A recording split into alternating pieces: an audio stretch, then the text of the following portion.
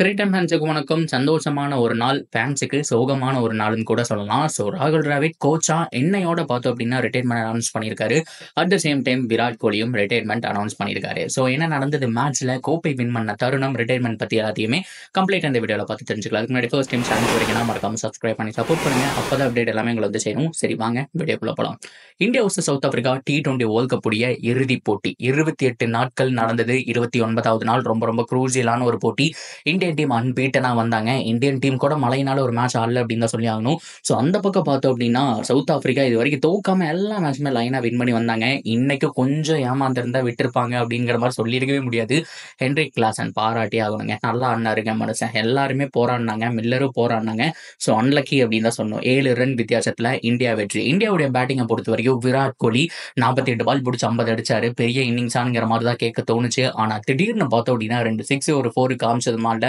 So 70க்கு மேலே போயிட்டாரு. நல்ல ஒரு ஸ்ட்ரைக் ரேட்டு கொஞ்சம் இம்ப்ரூவ் ஆச்சு அப்படின்னு சொன்னோம். அவரோட அந்த க்ரூசியல் ரன்ஸ் ரொம்ப நல்லா இருந்தது. அக்சர் பட்டேலுடைய பேட்டிங் நல்லா இருந்தது. சிவம் துபேவுடைய கான்ட்ரிபியூஷன், பும்ராவுடைய ஓவர், அதை பத்தி நம்ம பேசியே ஆகணுங்க. பும்ராவை பொறுத்த வரைக்கும் எஸ்பெஷலி அவர் வந்துட்டு உண்மையாலுமே ரியல் கோட் அவர் தான். என்ன ஒரு ஸ்பெல்லுங்க, ஒரு ரன் மட்டுமே கொடுத்து ஒரு விக்கெட் எடுத்து கொடுத்தாரு ஒரு ஓவரில். ஸோ அது மட்டும் இல்லாமல் பார்த்தோம் அப்படின்னா எல்லா தடவை எப்பெல்லாம் அவர் தேவைப்படுறாரோ ஸோ அன்னைக்கு எல்லாமே இந்தியன் டீம் ஜெயிச்சிருக்காங்கன்னு சொன்னோம். ஸோ பும்ரா உண்மையாலுமே வந்துட்டு ஹெட்ஸ் ஆஃப். ஸோ அதை தாண்டி சூரியகுமார் யாதவுடைய அந்த ஒரு கேட்ச், ஹர்திக் பாண்டியாவோட ஃபைனல் ஸ்பெல் அப்படின்னு சொல்லிட்டு ஸோ எல்லாமே ஒரு கம்ப்ளீட் கிரிக்கெட் ஆடி இருக்கிறாங்க. ஸோ அது மட்டும் இல்லாமல் டிராஃபி அப்படிங்கிறத கையில் பிடிச்சிருக்காங்க. ஸோ 2வது முறையாக பார்த்தோம் அப்படின்னா ரோஹித் சர்மா டிராஃபியை வாங்குறாரு. T20 வேர்ல்ட் கப் 2007 ஸ்குவாட்லேயே இவர் இருந்தார். ஸோ இப்பவும் பார்த்தோம் அப்படின்னா ஒரு இந்தியன் தான் 2வது டிராஃபியை வந்துட்டு கையில் வச்சிருக்காரு. அட் த சேம் டைம் கேப்டனா இந்த ஒரு வேர்ல்ட் கப்பை வின் பண்ணியிருக்காரு. Hats off Rohit Sharma. எல்லாருக்குமே சொன்னது மட்டும் இல்லாமல் விராட் கோலி பற்றி மட்டும் நம்ம பேசாமல் போயிடுவோமா? ஸோ அவர் தான் பார்த்தோம் அப்படின்னா எனக்கு மேட்ச்ல ஹீரோ மட்டும் கிடையாது, இந்த ஒரு ஒயிட் பால் கிரிக்கெட்டுடைய ஹீரோவா இருந்தாரு. எவ்ரி T20 வேர்ல்ட் கப் நல்லா ஆடிட்டு இருந்தாரு. ஸோ மனுஷன் ரிட்டையர்மெண்ட் அனௌன்ஸ் பண்ணிட்டாரு. அவருடைய ரிட்டையர்மெண்ட் பொறுத்த வரைக்கும் நான் யங்ஸ்டருக்கு வழிவிடணும்னு சொல்லியிருக்காரு. ஃபர்ஸ்ட் ஆஃப் ஆல் அவர் வந்துட்டு man of the match award வாங்கிட்டு அவர் பேசும்போது வந்துட்டு முதல் வேர்டு அதுதான் சொன்னார், இதுதான் என்னுடைய கடைசி T20 வேர்ல்ட் கப் அப்படிங்கிற மாதிரி சொன்னது மட்டும் இல்லாமல் யங்ஸ்டர்ஸுக்கு வழிவிடுறேன். ஸோ இனிமேல் பார்த்தோம் அப்படின்னா நிறைய பேர் இருக்காங்க, அவங்க எல்லாருமே உள்ள வந்து ஆட போகிறாங்க அப்படிங்கிறத சொல்லிட்டாரு. ஸோ இந்த டீமுடைய ஜேர்னி நல்லா இருந்துச்சு, ரோஹித்துடைய கேப்டன் நல்லா இருந்துச்சு. ஸோ எல்லாருமே பார்த்தோம் அப்படின்னா சூப்பராக விளாண்டுட்டு இருந்தோம். ஸோ இந்த ஒரு நாட்கள் எப்படி போனோன்னே தெரியல. அங்கங்கே ட்ராவல் பண்ணோம் அண்ட் பியூட்டிஃபுல்லான கேம் அப்படிங்கிறத எதிர்பார்த்தோம். அண்ட் ஃபைனலாக ஒன்ஸ் அகெயின் ஹார்ட் பிரேக் வந்துரும்னு நினச்ச ஸோ உண்மையாலுமே காட்ஸ் பிளான் பேபி அப்படிங்கிற மாதிரி அவரே சொல்லிட்டாரு.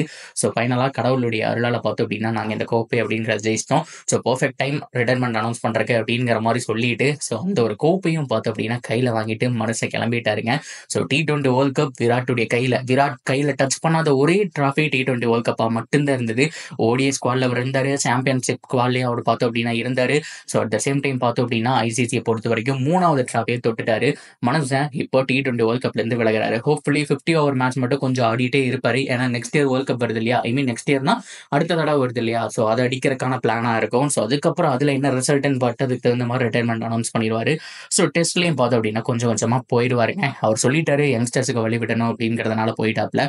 ஸோ ஹோப்ஃபுல்லி அவருடைய கெரியர் பெஸ்ட்டாக இருக்கும் அப்படிங்கிற மாதிரி நம்ம வாழ்த்துக்களும் தெரிவிச்சுக்கலாம். ஸோ கண்ணீர் மல்க ஸோ அவரை வழி அனுப்பி வைக்க வேண்டியதும் நம்மளுடைய கடமை தான் அப்படிங்கிறதெல்லாம் மாற்றம் கிடையாது. ஸோ இந்தியாவை பொறுத்த வரைக்கும் கோப்பையை வின் பண்ணியாச்சு.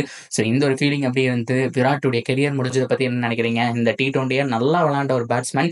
ஸோ 39 சதங்கள் பாபர் அசாமை பார்த்தோம் அப்படின்னா ஈக்குவல் பண்ணியிருக்காரு. மனுஷன் ரிட்டையர்மெண்ட் அனௌன்ஸ் பண்ணியிருக்காரு. அதை பற்றி நீங்கள் எல்லாருமே என்ன நினைக்கிறீங்க அப்படிங்கிறத தாராளமாக கமெண்ட் செக்ஷனில் சொல்லுங்கள். ஸோ இதை பற்றி உங்களுடைய ஃபுல் ஃபீலிங்ஸையும் தாராளமாக சொல்லலாம். ஸோ எத்தனை மணிக்கு இந்த வீடியோ பார்க்குறீங்க அப்படிங்கிறதையும் சொல்லுங்கள். தொடர்ந்து அப்டேட்டுக்கு சேனலோட செஞ்சுருங்க. மறக்காமல் சப்ஸ்கிரைப் பண்ணி சப்போர்ட் பண்ணுங்கள்.